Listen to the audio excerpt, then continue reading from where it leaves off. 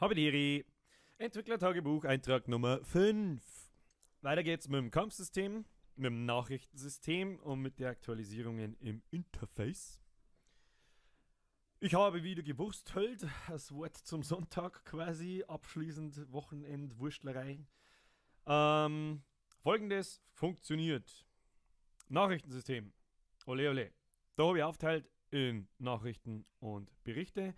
Das ist das kleine Symbol da mit dem Post-Dings da herum. Dann geht das Nachrichtensystem quasi auf, ist von überall erreichbar.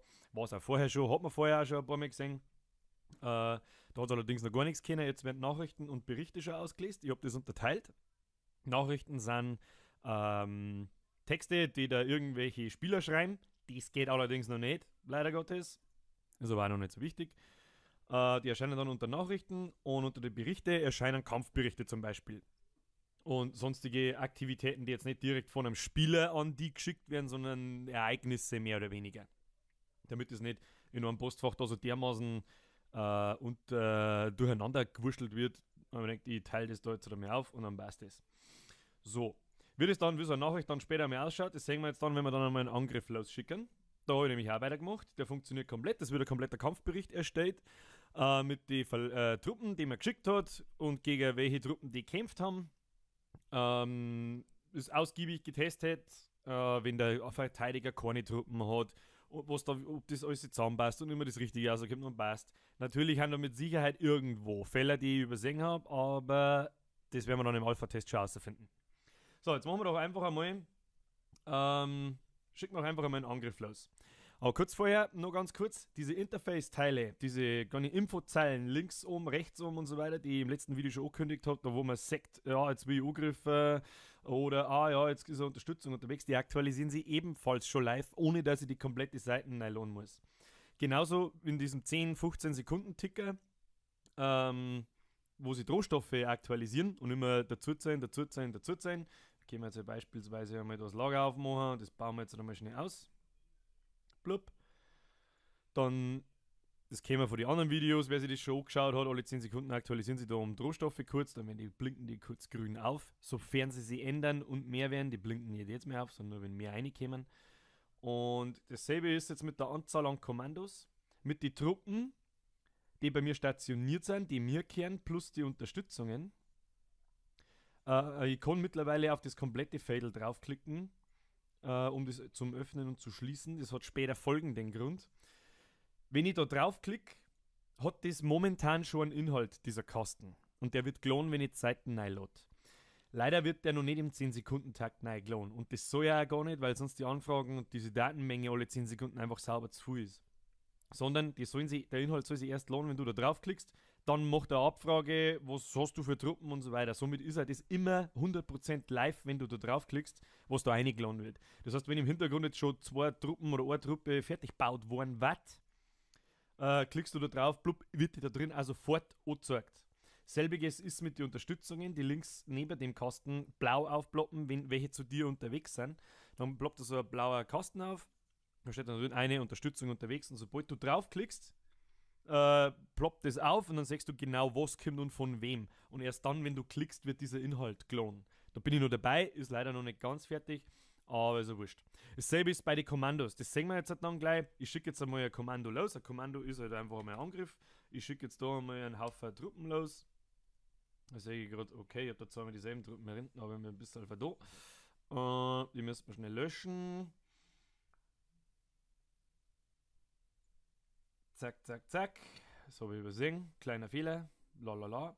Machen wir nochmal Kaserne auf. So, behoben. Und dann haben wir 11 Marines, 5 Panzermarines und 5 von dem goldenen Hansel da. Was weiß ich, wer das ist. Stealth Marine. Ich habe mir da nichts dabei gedacht, wie die Dinger heißen. Das ist ja momentan noch scheißegal. Das sind auf alle Fälle verschiedene Truppentypen und haben auch verschiedene Werte und so weiter. Dann gebe ich eine Nadel und in Nadels Überkolonia. Und dann schicke ich das Ding mal weg. Blub.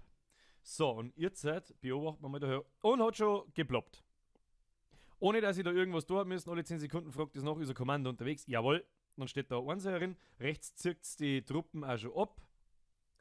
Da steht jetzt dort nur noch plus 7 Truppen stationiert. Das sind die 7 Unterstützertruppen. Und das 0 verschwindet da leider. kleiner Fehler noch, behebe ich bis zum nächsten Mal. Dann steht 0 plus 7 dort. Und das plus 7 bedeutet, das sind die Unterstützertruppen und 0 sind deine eigenen. Und wenn wir da jetzt schon sehen, da stehen auch noch diese 3 Einheiten, die ich eigentlich gerade weggeschickt habe, drin, weil sie eben, wie ich vorher gerade erklärt habe, dieses Fenster da noch nicht rein lässt, wenn ich draufklicke. Aber bis zum nächsten Mal tut es das. ist relativ viel Aufwand. Und ja, genauso wie bei den Kommandos herum, da wenn ich jetzt versuche drauf zu klicken, dann klappt da nichts auf, weil diese Funktion noch nicht existiert, dass man den Inhalt von diesem Kasten quasi lädt, wenn du draufklickst.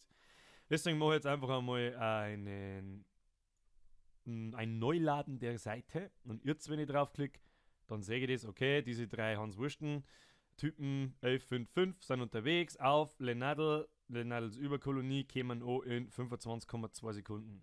25 Minuten 50 Sekunden. Rechts herum schaut es folgendermaßen aus. Ich selber besitze keine eigenen Truppen, aber ich habe 7 Unterstützungen im Haus. Da steht auch noch kein Nuller nicht dort. Weil einfach 0 wird einfach weggelöscht. No, das wird noch korrigiert. So, was ich leider jetzt nicht sagen kann, ist, aber es funktioniert. Wenn mir jetzt im Hintergrund jemand angreift, sagen wir mal, die Lenadel darf mich angreifen, aber die ist leider gerade nicht zum Tag lange, deswegen könnt ihr jetzt während dem Video sagen, hey, greif mich mal schnell an. Im Hintergrund läuft dieser 10-Sekunden-Timer ab und checkt die ganze Zeit, ob Angriffe unterwegs sind. Und sobald Angriffe unterwegs sind, dann klappt da so ein kleiner roter Kasten auf, wie wir es im letzten Video schon gesehen haben, wenn ein Angriff unterwegs ist. Der blendet dann automatisch ein und du kannst dann draufklicken und dann siehst du, wer die angreift und wann. Das heißt, das Ding fällt dir sofort ins Auge, wenn sie irgendwas tun. Du musst nicht Seiten jetzt mal Nylon. Das ist ja grundlegend einmal etwas, was ich nicht haben möchte. Sondern das Ding ploppt auf, genauso wie rechts der blaue Kasten mit den Unterstützungen, die zu mir her unterwegs sind. Und genauso ist dann natürlich, wenn die im Hintergrund verarbeitet werden, ankommen, diese Unterstützungen werden stationiert, dann aktualisiert sich das ganze Kastel auch wieder, die Truppenbewegung verschwindet da drin und die Truppen werden in den Kasten da einer stationiert. Oder wenn jetzt mein Angriff letztendlich dann ankommt. Und das ist jetzt auch das nächste und für heute auch das letzte, was wir uns anschauen. Wenn dieser Angriff jetzt ankommt, Nadel hat 10 Space Marines daheim, dann schauen wir einfach einmal, was passiert. Dann gehen wir zu dieser Truppenbewegung. Was das jetzt da alles bedeutet, das wird die wenigsten interessieren und das ist auch nicht so leicht zu erklären.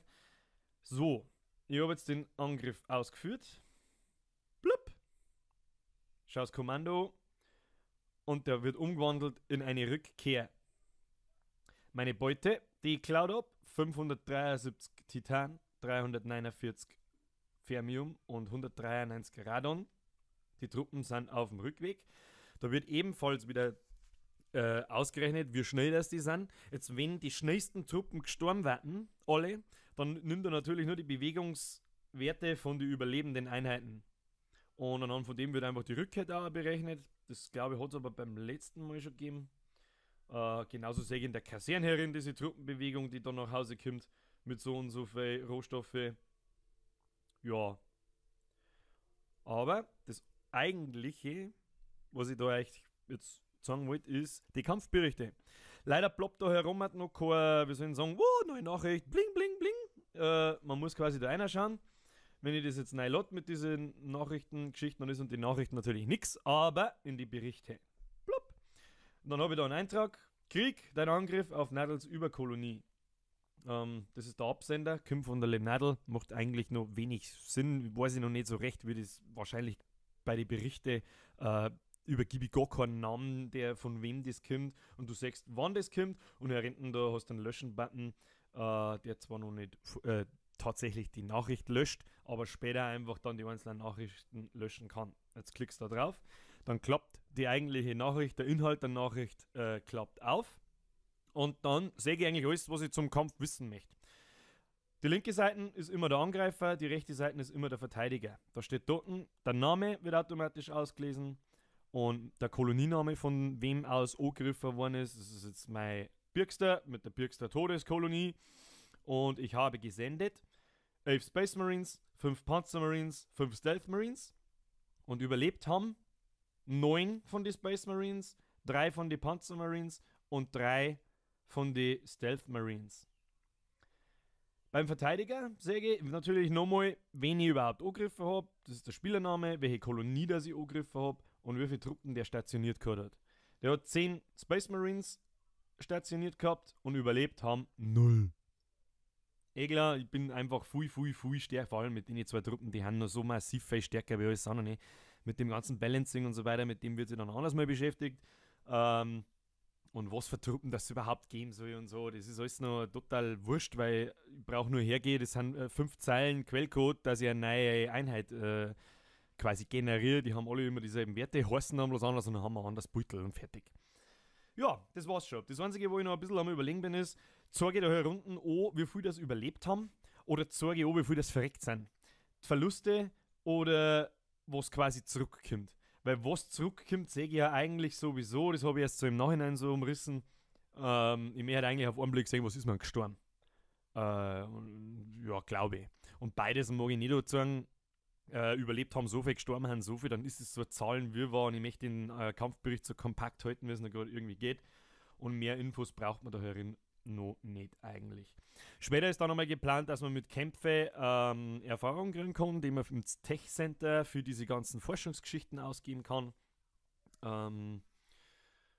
Ja, und damit dann halt sämtliche Werte im ganzen Spiel manipulieren kann. Ist aber noch, steht noch sehr weit hinten an. Jetzt kommt ganz eine lästige Geschichte eigentlich, vor allem diese ganzen Aktualisierungen im Interface, damit du die Seiten nicht neu laden musst. Es passieren mittlerweile so viele Sachen gleichzeitig im Hintergrund oder können passieren. Ich kann Unterstützungen schicken, ich kann Truppen bauen, ich kann Truppen zusammengehauen kriegen, ich kann Angriffe werden, ich kann Unterstützungen kriegen, ich kann Nachrichten kriegen und. Ich kann Rohstoffe kriegen, es können Heisel fertig werden, die fertig ausgebaut sind. Wenn die natürlich fertig ausgebaut sind, haben die herne Werte und so weiter. Zum Beispiel baue ich jetzt das Lager da unten aus. Nach 23 Minuten ist es fertig. Dann habe ich mehr Lagerkapazität.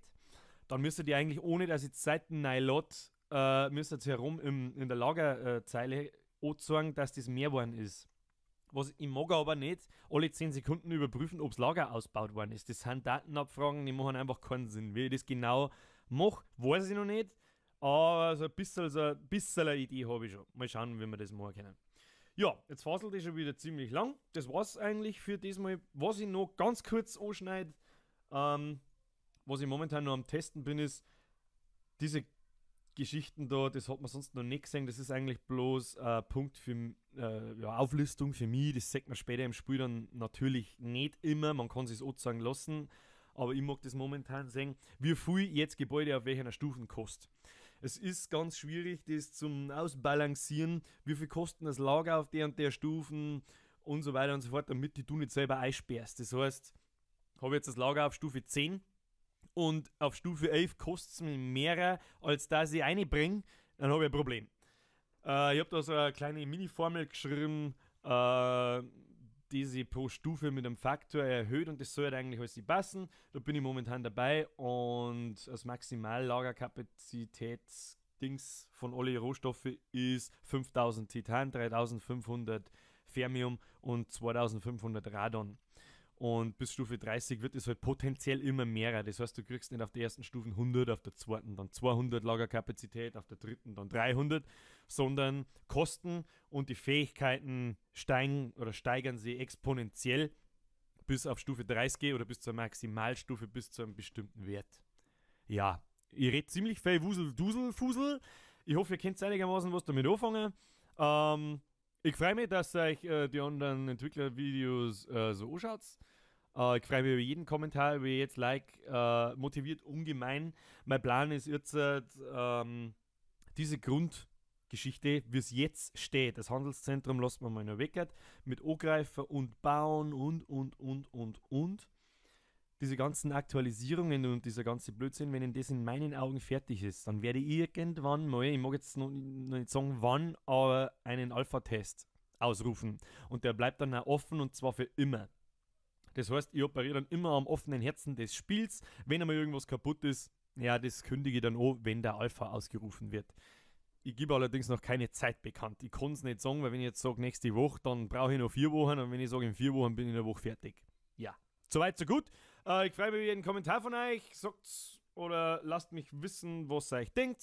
Vorschläge, ich bin jederzeit offen für gute Ideen. Haben wir auch schon viele Leute gute Ideen gehabt. Und jo, dann glaube ich, sehen wir uns unter der Woche noch mindestens einmal mit einem Video. Und spätestens dann nächstes Wochenende. Jupp, bis denn.